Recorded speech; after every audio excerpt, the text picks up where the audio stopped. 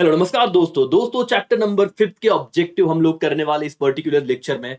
OCM में 20 mark के objective आपको आउट ऑफ मार्क्स लाना बहुत जरूरी है। और चैप्टर नंबर 4 ये जो आउटसोर्सिंग वाला चैप्टर है दोस्तों, इसमें से बहुत ऑब्जेक्टिव आते हैं, ट्रस्ट मी।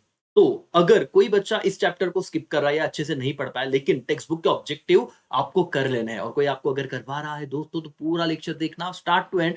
टेक्स्ट हो सके तो आपका टेक्स्ट बुक ओपन कर लेना और मेरे साथ ही कर लेना। इससे ही बहुत बार आते हैं, और आपने चैप्टर चैप्टर पढ़ा रहेगा तो और भी कॉन्फिडेंस बढ़ा ही होगा आपका। चलो बिना समय गवाए दोस्तों आ जाते हैं ऑब्जेक्टिव पे। रिवर्स में हम शुरू करेंगे ए टू जे। अगेन हर चैप्टर की तरह यहाँ पे भी कहानी है, दो 10 हेडर हमें कंप्लीट करने, 9 से 10। ठीक है, तो वन सेंटेंस छोड़ के बाकी सब हम कंप्लीट कर लेंगे और आपको लॉजिक के साथ में बताऊंगा, और एक लेक्चर में आपकी सारी चीजें हो जाएगी करके।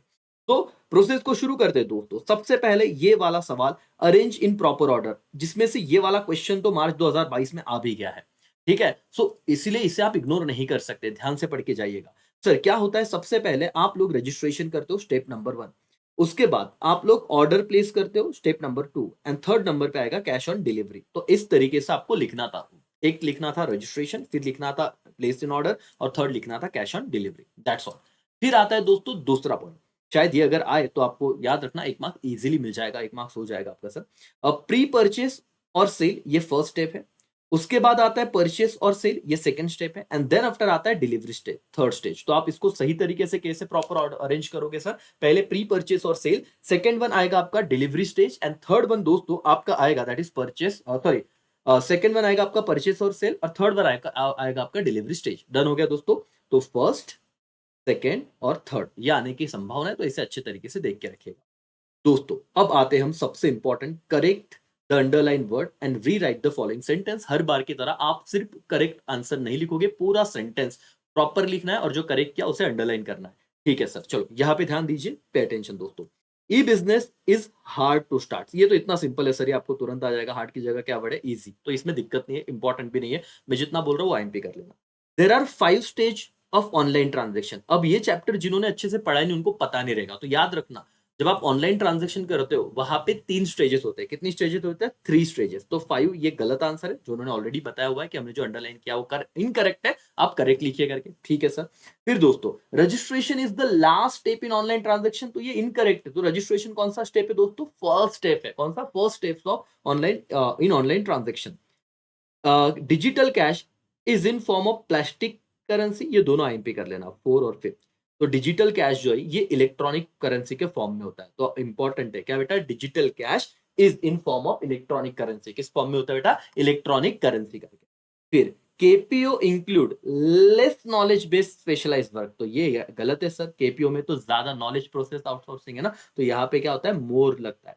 ठीक है, तो ये वाले वर्ड थे कुछ जो आप ध्यान दीजिए। आपका जो रीराइट द सेंटेंस है वो हो चुका है दोस्तों। बताओ इजी था कि नहीं? यस सर, कोई दिक्कत नहीं। सिर्फ इंपॉर्टेंट मैं बताऊंगा कितने स्टेप्स होते हैं ऑनलाइन ट्रांजेक्शन में। 3 स्टेप होते हैं।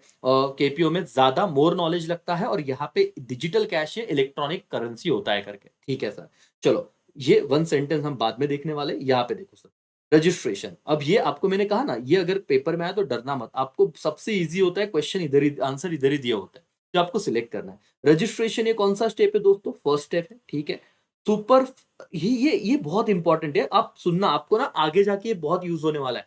वेरी वेरी इंपॉर्टेंट चीज दोस्तों, यहाँ पे ध्यान देंगे सब बच्चे, यहाँ पे ध्यान देंगे करके। बहुत इंपॉर्टेंट चीज है, super set of e commerce. बोलो मेरे साथ, ये बोलना है आपको, super set of e commerce. One second मेरे साथ बोलिए, super set of e commerce. क्या बोला मैंने? Super set of e commerce, इसे कहते हैं ई बिजनेस। सर मैं बोल रहा हूं बहुत इंपॉर्टेंट चीज है, आप लोगों को बहुत काम में आएगी। वन सेकेंड मेरे साथ बोलना है, सुपर सेट। कौन सा सेट? सबसेट नहीं बोला मैंने, क्या बोला? Super set of e commerce e business. ठीक है, लास्ट स्टेप क्या होता है? हमेशा लास्ट स्टेप हमेशा पेमेंट होता है सर। ठीक है, तो लास्ट स्टेप क्या रहेगा? पेमेंट।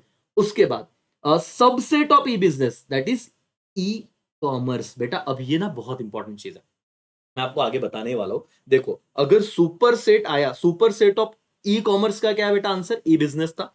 लेकिन सबसेट ऑफ ई बिजनेस क्या हो गया? E commerce. तो डेफिनेटली उल्टा ही रहेगा कि नहीं रहेगा? यस और नो? तो ये आईएमपी स्टार मार्क करके रखो।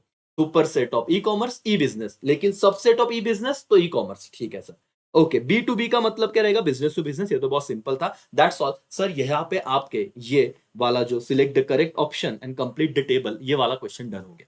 चैप्टर नंबर 5 बहुत इंपॉर्टेंट है दोस्तों, सिर्फ सुपर सेट सबसेट की चीज याद रखना। Super set of e commerce e business है और ई बिजनेस का सबसेट ई कॉमर्स है, ठीक है सर। ओके दोस्तों, जहां पे ऑप्शन ही नहीं आते वाला क्वेश्चन बहुत अच्छा करना है हमें, ध्यान दीजिएगा।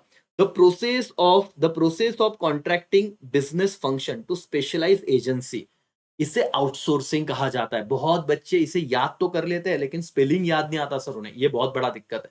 तो आप ध्यान में रखना, the process of outsourcing a business function to specialise agencies is known as outsourcing. अच्छे से स्पेलिंग याद रखना बेटा, इसे क्या कहते हैं, आउटसोर्सिंग कहते हैं करके। समझ में आया?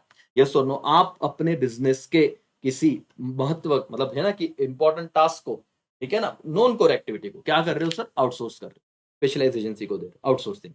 ई business is dash dash of e commerce is dash dash of e business. देखा ना, मैंने कहा था ना आईएमपी, हमने अभी अभी वो टेबल कंप्लीट द टेबल में पढ़ा था। ई कॉमर्स क्या है, सबसेट है कि नहीं? Yes sir. तो आप लिखना सबसेट और ब्रांच लिखा तो भी चलेगा, लेकिन answer e commerce is subset of e business. Done. बोलो हो रहा है, याद रहेगा दोस्तों? यस और नो? यस सर करके आगे बढ़ते हैं। E business is dash dash of e commerce, देखो आईएमपी क्या सर, सुपर सेट। ये आपको लिखना पड़ेगा। और देखो अभी जो जिस मेरा प्रॉपर पूरा लेक्चर देखा उसे अभी समझ में आ रहा होगा कि business is super set of क्या, ई कॉमर्स। डन, ठीक है sir. E business means using dash dash to connect the क्या बेटा, process that is internet. The term e business came into existence in the year of 1997। तो ये year याद रखना। ई business ये टर्म कब आया, 1997। आईबीएम वाला याद है कि नहीं? यस और no? Yes sir. E business is an abbreviation of electronic business. तो ये बहुत सिंपल था सर से, यहाँ पे सिर्फ मैं आईएमपी करूंगा ये वाला चीज कि कौन सी ईयर में ई बिजनेस आया, 1997। ई बिजनेस ई कॉमर्स का क्या है, सुपर सेट है। और अगर मैं बोलूं ई कॉमर्स ई बिजनेस का क्या है, सबसेट है। ये तीन क्वेश्चन सिर्फ याद रखना, बहुत इंपॉर्टेंट है दोस्तों। फाइंड ऑड वर्ड, ये 2023 में पूछा गया था, बहुत सिंपल है दोस्तों। इसमें मैं क्या कहूँ आपको, मतलब समझिए, BPO, RTO, LPO, KPO. Sir ये तो सब आउटसोर्सिंग के टाइप देखे थे ना, के BPO, LPO, KPO, knowledge process, legal process वाला, है ना, बिजनेस प्रोसेस। ये आरटीओ क्या होता है, this is odd word sir, इसमें कोई संबंध ही नहीं था। फिर B to B, business to business, B to C, business to consumer, C to C, consumer to consumer. ये ए टू जेड क्या है सर, ये कुछ गलत है, फरवरी 2023 में आया था, ठीक है, पिछले टाइम में। दिस इज ऑड वर्ड, ठीक है, 1 मार्क्स फुकट था sir. Debit card, credit card, ATM card, ये तो चलता है सर, ये हम लोग डेफिनेटली प्लास्टिक मनी की बात कर रहे हैं। व्हाट इज आधार कार्ड, ये ऑड वर्ड हो गया, खत्म सर, डन, सिंपल ये चैप्टर। लेकिन आपको क्या हो रहा है सर, ये लेक्चर से आपका कॉन्फिडेंस बढ़ रहा है। जो हम लोग सोच रहे हैं कि करेंगे वो आपका कुछ मिनटों में खत्म हो रहा है सारी चीजें। इससे पहले आपने चैप्टर नंबर 4 देखा होगा, चैप्टर नंबर 6 तो छोड़ना ही मत दोस्तों। चैप्टर नंबर 6 एक बार देख लो, 2 बार 3 बार वीडियो देखो और खत्म करो उसको, मतलब आपके ऑब्जेक्टिव डन हो जाएंगे। फिर सर अब हम ट्रू और फॉल्स पे जा रहे हैं, तो रिवर्स में ही हम जाएंगे, हमारी गाड़ी ट्रू और फॉल्स। चलो पहले लेकिन देख लेते हैं। It is easy to set up e business as compare to traditional business. It is true sir. E business में क्या है सर, जैसे मैंने कोई बहुत बड़ा बेंचेस वेंचेस का अरेंजमेंट नहीं किया, मैं आपको पढ़ा रहा हूँ, आप अपने घर पे देख रहे हो, that's all done sir. E business compare to traditional business setup करना इजी है, true. The term e business is derived from the term email और e commerce, again it is true. E business allow you to work across the globe, yes sir, this is true, कि आप दुनिया में कहीं पे भी काम कर सकते हो electronically, yes sir. LPO stand for legal, ये बहुत आईएमपी करना बेटा, बहुत इंपॉर्टेंट है, इसका आंसर फॉल है, लेकिन लीगल प्रोसेस है। देखो बहुत कंफ्यूज कर देंगे जिन बच्चों ने पढ़ा नहीं चैप्टर, वो बोलेंगे सर एलपीओ मतलब लीगल प्रोडक्ट आउटसोर्सिंग, वहां पे कंफ्यूज क्यों, लीगल प्रोसेस आउटसोर्सिंग है, प्रोडक्ट नहीं, तो यहाँ पे फॉल्स हो जाएगा। KPO requires advance analytical and technical skill, definitely sir ये एडवांस नॉलेज तो आप पे लगने वाला है, तो it is true. With the help of outsourcing company can not focus on core area, it is false. यही तो सर स्टेटमेंट, अगर आपने आपका नॉन कोर एक्टिविटी आउटसोर्स कर दिया तो आप अपने कोर एरिया पे फोकस कर सकते हो। इन्होंने बोला कैन नॉट, दैट्स व्हाई क्या हो जाएगा, फॉल्स। क्वेश्चन आराम से पढ़ना, ठीक है, डन सर। चलो दोस्तों, अगेन वन वर्ड बहुत इंपॉर्टेंट हो जाते हैं इसके, बहुत ही ज्यादा इंपॉर्टेंट। तो आप देखिए, अगर इस चैप्टर से वन वर्ड आएगा, मैं आपको सबसे पहले वो सुपर सेट और सबसेट की बात बताता हूं जो अब आपका लर्न हो चुका है। ये देखो, सबसेट ऑफ आउटसोर्सिंग, ये क्या रहेगा दोस्तों, बीपीओ, या आईएमपी कर लेना। सबसेट ऑफ आउटसोर्सिंग, जैसे वहां पे पढ़ा था सुपर सेट सबसेट, वैसे ही एक नया कुछ टर्म आपके लिए आ रहा है कि सबसेट ऑफ आउटसोर्सिंग। आउटसोर्सिंग का क्या सबसेट है, तो आंसर क्या लिखोगे बेटा, बिजनेस प्रोसेस आउटसोर्सिंग, बीपीओ। लेकिन आपको पूछा सब सेगमेंट ऑफ बीपीओ, देखो आउटसोर्सिंग का सबसेट क्या है, बीपीओ, बीपीओ का सबसेट क्या रहेगा, केपीओ। ये लिख लेना, ये दोनों क्वेश्चन अच्छे से कर लेना। सबसेट ऑफ आउटसोर्सिंग क्या होगा, बीपीओ, और सबसेट्स ऑफ बीपीओ क्या रहेगा, केपीओ। इतना लिखा तो भी चलेगा, बीपीओ केपीओ, ठीक है, yes sir. One of the value added BPO service which involve legal work, again ये सभी आईएमपी बेटा। लीगल वर्क को क्या बोलते हैं, लीगल प्रोसेस आउटसोर्सिंग, एलपीओ। ठीक है ना। One of the value added BPO service, BPO का वैल्यू एडेड सर्विस क्या है सर, एलपीओ। लीगल वर्क आया तो एलपीओ, समझ में आएगा बेटा। लीगल वर्क का इसलिए क्या बोला मैंने, एलपीओ। तो अगेन ये तीनों इंपॉर्टेंट हो गए। Process of contracting business transaction in specialise agency, उसे क्या कहते हैं, आउटसोर्सिंग कहते हैं। सिर्फ स्पेलिंग याद रखना है, तुम्हें पता ही रहेगा। It is known as what, outsourcing. ठीक है, दिख गया, yes sir. The first step of online transaction, very easy sir, registration होता है। फर्स्ट स्टेप क्या होता है, रजिस्ट्रेशन होता है। ठीक है। The transaction which is done with the help of internet, उसे ऑनलाइन ट्रांजेक्शन कहते हैं। The term derived from the term derived from the term email or e-commerce, it is e-business। ठीक है, इजी था। The stage where goods bought are delivered to the customer, इसे कौन सा stage, जब गुड्स डिलीवर होता है उसे कौन सा स्टेज कहते हैं, डिलीवरी स्टेज। वेरी सिंपल था दोस्तों, कोई दिक्कत नहीं है। चलो मेरे साथ आप रिपीट कीजिए, जो इंपॉर्टेंट है मैं यहाँ पे स्टार मार्क कर रहा हूं। पहले 8वां, one of the value added BPO service, जहां पे लीगल वाला वर्क इन्वॉल्व होता है, उसे क्या कहते हैं, एलपीओ। ठीक है। सब सेगमेंट ऑफ बीपीओ केपीओ, और सब सेगमेंट ऑफ आउटसोर्सिंग बीपीओ, याद रखना करके। ठीक है। इसका आउटसोर्सिंग वाला सिंपल था, रजिस्ट्रेशन करना पड़ेगा, पहला स्टेप होता है। ऑनलाइन ट्रांजेक्शन अगर आप इंटरनेट के थ्रू कर रहे हो, the term derived from e business, e commerce, that is email और e commerce, that is e business, और डिलीवर होता है उस स्टेज को डिलीवरी स्टेज कहते हैं। दैट्स ऑल, कोई दिक्कत नहीं सर, बहुत ही सिंपल था। ठीक है। मैच द पेयर्स आपके सामने है। ई बिजनेस, इसे क्या कहा जाएगा सर, इलेक्ट्रॉनिक बिजनेस, खत्म, 1 मार्क्स। और ये आता है वेरी वेरी इंपॉर्टेंट ऑब्जेक्टिव में, आपको इस मैच द पेयर्स में इस चैप्टर का आपको कोई तो 1 पॉइंट जरूर दिखेगा। फिर सर बी टू सी क्या है, बिजनेस टू व्हाट, कंज्यूमर। ठीक है सर, दूसरा हो गया।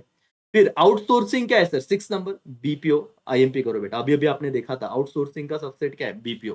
ठीक है। डिजिटल कैश को क्या कहेंगे, some exist only in cyber space, ये भी आ जाता है, important. Digital cash exit only which place, cyber space. Okay.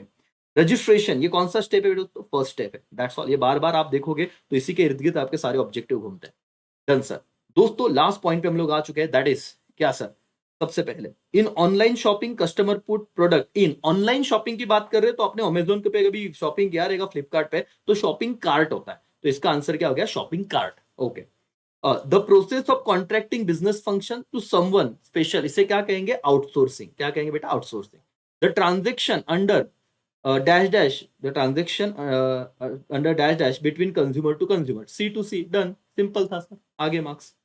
The term e business derived from e business derived from the term email. Okay. और online transaction is dash dash require, registration is require. That's all, done हो गया दोस्तों, खत्म।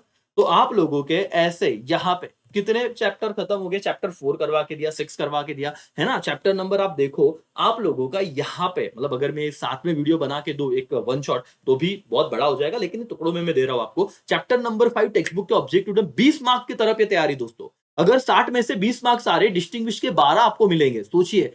Case study मैंने बना के रखा है 6 मार्क्स, डन हो गया सर। उसके बाद आपको जो जो रिक्वायरमेंट है, इंपॉर्टेंट क्वेश्चन है, वो सारी चीजों के मैंने एक वीडियो बना के दिया। आप सिर्फ सीक्वेंस से फॉलो करो, आपका पेपर अच्छा जाएगा ही जाएगा। समझ में आ रहा है। तो इसी के साथ चैप्टर नंबर 5 हमारा डन हो गया, ऑब्जेक्टिव टेक्स्ट बुक के सब कंप्लीट कर लिए। और सर इसी के साथ आप लोगों का एक मोटिवेशन बढ़ गया कि हाँ सर अब हमसे होगा, चीजें हम कंप्लीट करेंगे, डन करेंगे। चलो दोस्तों यहाँ पे मैं रुकता हूँ। Thank you so much, bye, take care, जय हिंद, जय भारत।